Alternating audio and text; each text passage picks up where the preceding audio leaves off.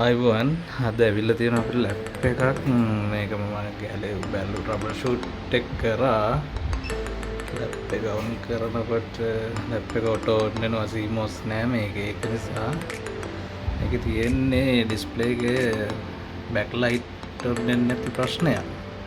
කාලට පෙනේවි දැන් ලෝගෝ එක ඒවි දැක්කද ලෝගෝ එක ආවා.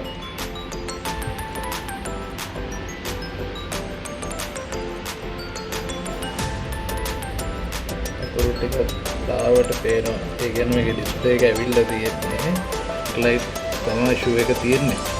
බලමු අපි මේ කස්ටමර්ට ඩිස්ප්ලේ එක අල්ලගෙන දාන්න නැතුව ලයිට් එක හදලා දෙන්න. මේ තියෙන්නේ ඩිස්ප්ලේ එක පන්න ගත්තා. මේක මම ට්‍රබල් ෂූට් එක කරා. මේකේ තියෙන්නේ මෙන්න මේ කැප් දෙක ෂෝට් වෙලා ඊට පස්සේ මෙතන මේක ෆියුස් එක තියෙන්නේ. ෆියුස් එකක් ගිහිල්ලා තියෙන්නේ. මේක රිපෙයාර් එක අපි කරගත්තා.